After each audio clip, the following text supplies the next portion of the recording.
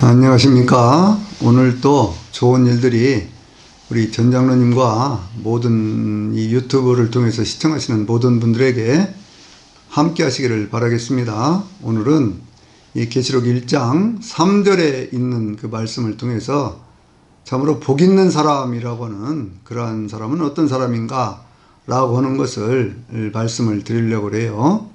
이 요한계시록에는 이 축복에 대한 그런 말씀이 7번 나오고 있거든요.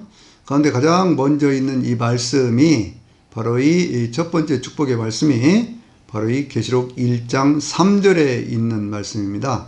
이 말씀은 이렇게 되어 있죠. 이 예언의 말씀을 읽는 자와 듣는 자와 그 가운데 기록한 것을 지키는 자는 복이 있나니 때가 가까움이라, 이렇게 말씀을 하고 있잖아요.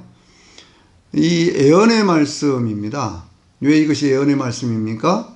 이것은 바로 하나님의 말씀이기 때문에 예언의 말씀인 거예요.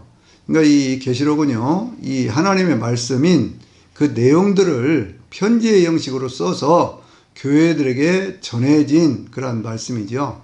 그래서 이 말씀이 읽고 듣고 지키는 자 이렇게 나누어져 있는 것은 그 시대에 이제 교회 공동체의 모습을 보면 우리가 알 수 있는데요. 그 당시는 성경이 지금같이 이렇게 많은 사람들이 필요하면 바로 구할 수 있는 책으로 되어 있는 게 아니고 어떤 두루마리에 써서 그것을 전해주면 그 교회에 이제 학식 있는 사람 그 누군가가 그것을 읽어줌으로 해서 많은 사람들이 그것을 듣게 되고, 한 사람은 읽고 많은 사람들은 듣게 되고, 그렇게 해서 이제 그 복음이 증거되던 그러한 시절이거든요. 그래서 읽는 자, 듣는 자, 그 가운데 기록된 것을 지키는 자라고 하는 말씀의 의미가 바로 그것을 배경으로 생각해 보면 우리가 잘 알 수 있습니다. 이 예언이라고 하는 그러한 말씀들을 사람들이 오해를 할 때 마치 미래에 대한 내용만을 담고 있는 것처럼 무슨 점서같이 그렇게 생각하는 그러한 사람들이 있어요. 예언 그러면.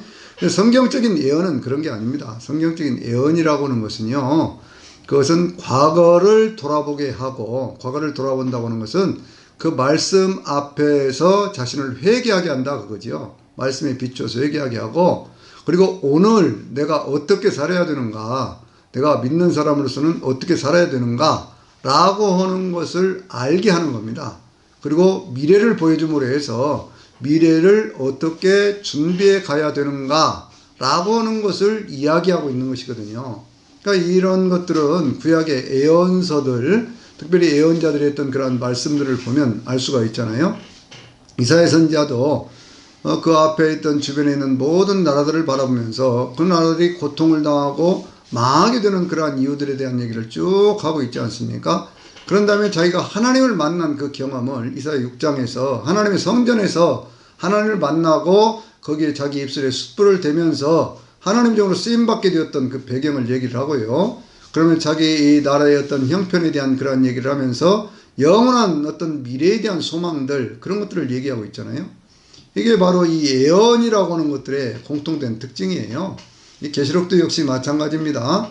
만약에 이 계시록에 있는 말씀이 먼 미래에 이루어질 그러한 일들만 얘기를 한다면 계시록 1장 19절에 내가 본 것과 이제 있을 일과 장차 될 일을 기록하라 라고 하는 이 말씀이 의미가 좀 이상해지는 거예요. 내가 본 것, 과거에 대한 얘기인 것. 그리고 지금 있을 일, 현재에 대한 얘기거든요. 그리고 장차 될 일, 그건 미래에 대한 얘기거든요. 그러니까 과거와 현재와 미래를 관통하고 있는 이 말씀인데, 이 말씀들의 주된 목적은요, 믿는 자들의 삶에 대한 얘기예요. 믿는 자들의 삶에 대한 것들이 어떻게 살아야 할 것이냐라고 하는 것이거든요. 자, 보세요. 그 가운데 먼저 읽는 자가 나오고 있죠. 읽는 자라고 얘기를 할 때 보통 우리는 성경을 읽는 것으로만 생각을 하는데, 읽으려면 뭐가 있어야 되죠? 지식이 있어야 돼요. 그러니까 여러분들, 기독교인들은요, 무식하면 안 되는 거예요. 항상 성경에 있는 말씀들을 읽어서 읽는다고 하는 것은 그것을 통해서 지식을 얻고 지식을 통해서 분별할 수 있게 된다, 그런 의미가 있는 것이죠. 여러분, 우리 한국 사회가 이렇게 산업화가 60년대 이후에 급속하게 이루어지고요, 그러면서 나라가 이만큼 살게 된 그 배경 가운데 하나는 멀리 보면 뭐가 있느냐면요. 성경이 전체적으로 전국 방방곡곡에 보급되었던 바로 그 일이 배경이 되었다. 이것도 하나의 큰 요인인 거예요. 그건 무슨 얘기냐면 예전에 이제 성서공회가 만들어지면서요. 성서공회에서 쪽복음서 같은 것들을 만들어 가지고 많은 사람들에게 그걸 방방곡곡에 그렇게 그걸 지고 다니면서 그것을 전파해 주던 그러한 분들이 있었어요. 전 인구의 절반 이상이 되는 그러한 사람들이 성경을 볼 수 있도록 꽤 많은 책들을 그렇게 보급을 했습니다. 그러니까 교회를 다니다 보니까요. 사람들이 학교를 다니지는 않았는데 교회를 다니면서 성경을 보면서 한글을 깨치기 시작했고요. 말을 하기 시작하면 사람들의 이 이성이 깨어나는 것이거든요. 그렇게 되면서 이 산업화가 급속하게 이루어진 그러한 일이 되어진 거예요. 그러니까 우리 한국이 잘 살게 된 그 이유 가운데 하나도 성경이 이렇게 많이 보급이 되었기 때문에 그렇게 되었다 그 얘기죠. 세종대왕 때 한글이 만들어졌지만 그게 감춰진 언문이네 뭐네 해가지고 그것이 참 천시를 받던 그러한 것이 성경을 통해서요 살아난 거예요. 성경을 통해서 성경 번역을 통해서 그것이 한글로 번역이 되고 그것이 많은 사람들에게 전파되기 시작하면서 그러면서 오늘 지금과 같은 그런 이 문화가 이렇게 형성되고 그런 것이거든요. 그러니까 성경을 늘 읽는 일에 힘써야 됩니다. 그런데 성경을 읽을 때요, 그걸 그냥 속독하는 것으로 그렇게 하지 말고 한 말씀을 이렇게 새겨가면서 그 말씀들이 내 영혼의 양식이 될 수 있도록 내 삶의 어떤 이 지침서가 될 수 있도록 그렇게 읽어가는 것이 그것이 중요한 거예요. 그 다음에 뭐라고 얘기를 했습니까? 듣는다 그랬죠. 하나님의 말씀을 듣는 것이 중요한 거예요. 하나님의 말씀을 듣는 것이 왜 중요하느냐 그러면 이 말씀은요, 살아계신 하나님의 말씀은 우리 가운데 역사를 일으키거든요. 어떤 역사를 일으킵니까? 하나님의 말씀은 살아있고 운동력이 있기 때문에 그 말씀이 심령과 것을 쪼개어내고 우리 마음속에 있는 모든 것들을 다 드러내고 그렇게 하는 거거든요. 그러니까 살아계신 하나님의 역사를 이루어가는데 믿음은 들음에서 난다고 그랬죠. 로마서 10장 17절에 있는 말씀에 뭐라고 얘기를 했어요? 믿음은 들음에서 나며 들음은 그리스도의 말씀으로 말미암느니라 그랬거든요. 하나님의 말씀을 들으면서 누군가가 전해주는 말씀을 들으면서 지혜가 깨어나게 되시기를 바랍니다. 단순한 어떤 지식으로가 아니라 그렇구나 하고 깨달아지고 그 말씀 앞에서 결단할 수 있는 바로 그것도 하나님이 주신 큰 은혜 가운데 하나인 것이거든요. 이 말씀 속에 있는 그 지혜를 통해서 삶이 달라지게 돼 있어요. 하나님의 말씀은 우리의 발에 등불이 되기 때문에 그 말씀을 읽고 듣는 것, 바로 거기에서부터 하나님의 은혜가 시작이 되어지는 것이거든요. 그런데 그것보다 더 중요한 것 하나가 있지요. 그것은 뭐냐면 그 가운데 기록된 그것들을 지키는 자 그랬는데 성경 원문에 있는 말씀대로 그것을 다시 번역을 해보면요. 그것은 그 하나님의 말씀을 마음에 새기고예요. 마음에 새기고 그 말씀을 지키는 자 그런 얘기입니다. 그러니까 이 말씀은 그냥 책으로 있는 게 아니고 내 마음의 신비에 새긴다는 거예요. 왜요? 그것은 어떤 돌비에 새긴 것이 아니죠. 옛날 구약시대의 율법은 돌비에 새긴 것이고 그렇기 때문에 그것은 때때로 우리의 삶과 별로 상관이 없는 쪽으로 그렇게 되어졌던 것들도 많이 있거든요. 그런데 새 언약의 말씀인 이 복음은요, 하나님의 예언의 말씀은 가슴에 새겨야 돼요. 그래서 그 말씀이 늘 우리의 삶의 지표가 되어야 된다 그런 얘기거든요. 영원한 복음은 영원히 우리의 삶을 이끌어가는 그러한 추동력을 가져야 되는 것이죠. 그래서 그 말씀은요, 우리의 삶에 적용이 되고 우리의 삶의 실천이 되는 그러한 말씀이 될 때 그것이 복 있는 말씀이거든요. 자 보세요. 시편 1편에 있는 말씀을 보면 그는 의인과 악인의 삶에 대한 그러한 얘기를 둘로 딱 나누어서 그렇게 얘기를 하고 있는데 의인이 어떤 사람이냐? 복 있는 사람 그렇게 얘기를 하고 있잖아요.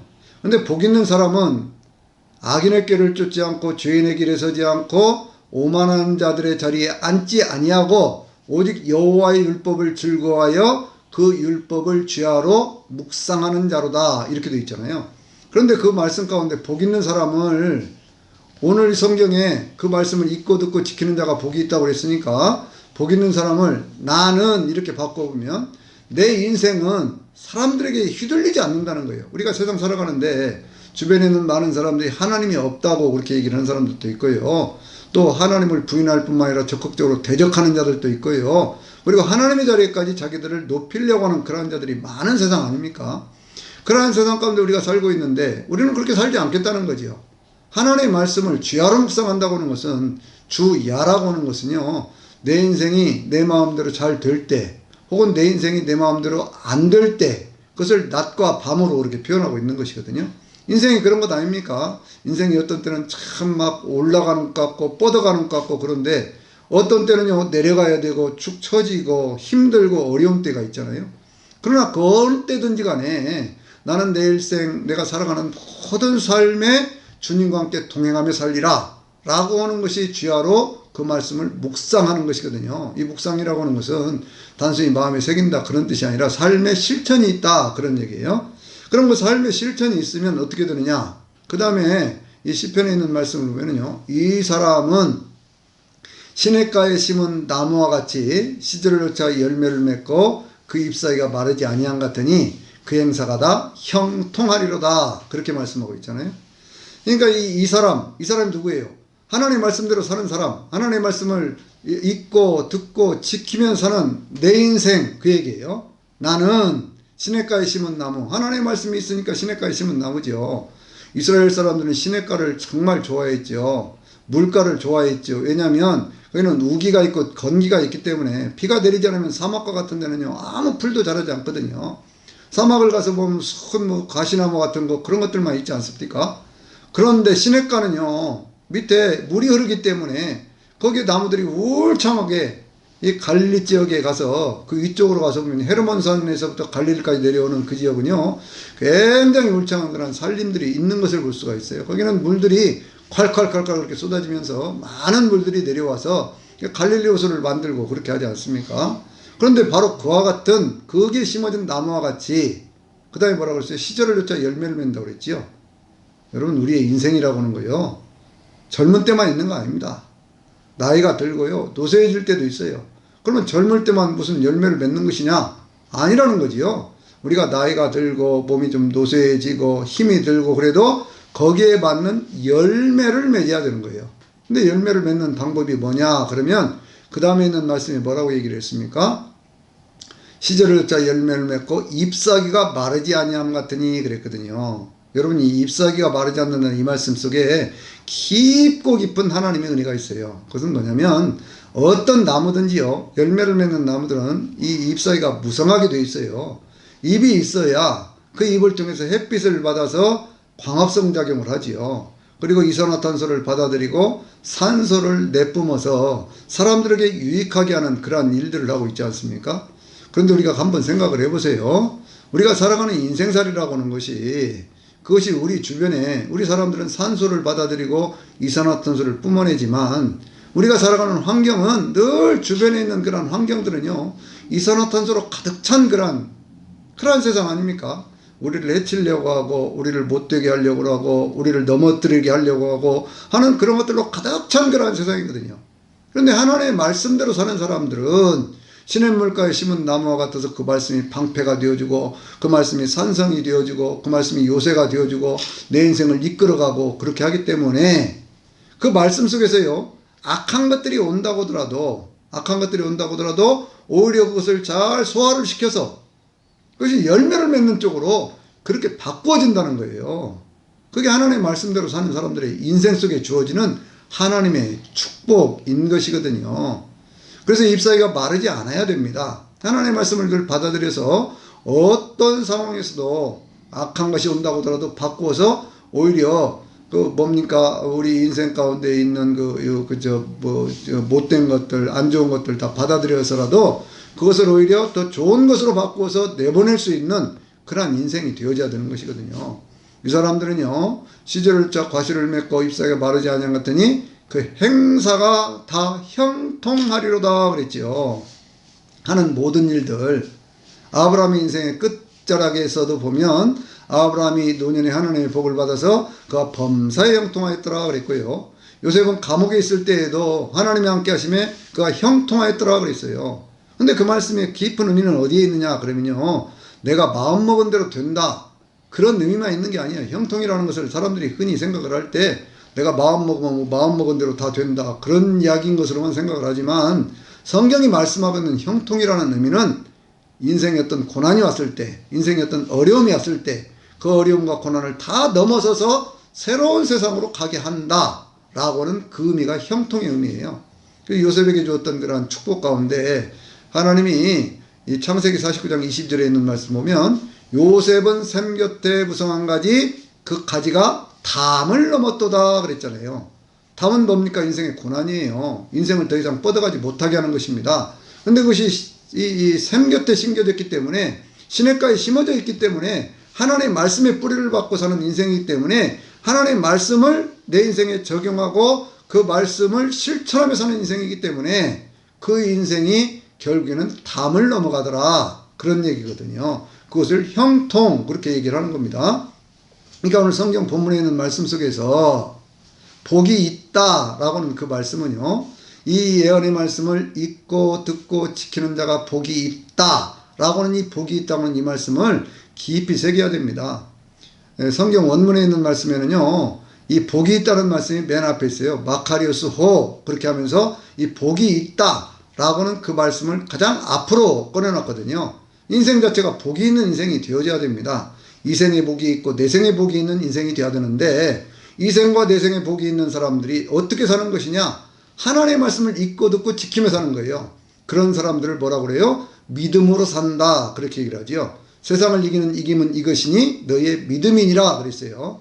계시록에서는요 이러한 사람들을 이기는 자 그렇게 얘기를 하는 거예요. 이기는 자라고 얘기를 할 때 이 이긴 자 이기는 자라고 하는 것은 어떤 이단의 교주가 아니라 하나님의 말씀을 기본으로 하고 말씀대로 살면서 그렇게 하나님의 말씀에 주어진 그런 소망을 붙들고 사는 사람들 바로 그 사람들을 이기는 자 이긴 자 그렇게 얘기를 하는 거거든요. 계시록에는요 이기는 자에게 주어지는 축복이 13번이 나오는데 특별히 교회에 있는 성도들에게 주어진 2장과 3장에 보면 12번이 나오고요. 그리고 계시록 21장 7절에 있는 말씀에는 이렇게 얘기를 하고 있거든요. 이기는 자에게는 나는 그의 하나님이 되고 그는 내 아들이 되리니 이것들을 상속하여 주리라 라고 말씀하고 있어요. 이것들이 뭐예요? 천국의 축복 그것을 하나님이 주신다는 거예요. 그러니까 하나님의 말씀을 따라서 그 말씀 때문에 세상을 이기고 그 말씀 때문에 세상 가운데 믿음으로 사는 사람들에게는 하나님이 복 있는 인생으로 이생과 내생에서 복 있는 인생으로 그렇게 만들어 주시겠다 그 말씀이거든요. 성경이 이렇게 얘기하고 있지 않습니까? 복이 있다. 왜? 때가 가깝기 때문이다. 때가 가깝다 그렇게 얘기를 하고 있잖아요. 때가 가깝다라고 하는 것은 the time is near예요. 그것은 바로 내 눈앞에 있는 것처럼 그런 뜻입니다. 그러니까 이 계시록에 주어진 그러한 말씀들은요. 먼 미래에 이렇게 주어지는 그러한 말씀이 아니에요. 먼 미래라고 하더라도 이 말씀이 주어진 지가 벌써 2000년 가까이 되어지는데 그러면 언제입니까? 가까이라고 하는 것이. 그래서 이 계시록에 있는 말씀은 그 초대교회의 그 고난 속에서 어려움 속에서 믿음을 지키고 사는 사람들에게 이 말씀대로 살면 하나님이 주신 복이 이 생에서도 내 생에서도 이루어진다고 하는 것을 우리에게 확실히 보여주고 있는 것이고 그 복을 받으라 이렇게 말씀하고 있는 거거든요. 그러니까 우리가 신앙 안에서 예수 그리스도 안에서 진짜 복 있는 그러한 인생들을 우리 모두 다 함께 살 수 있게 되시기를 주의 이름으로 축원합니다. 아멘.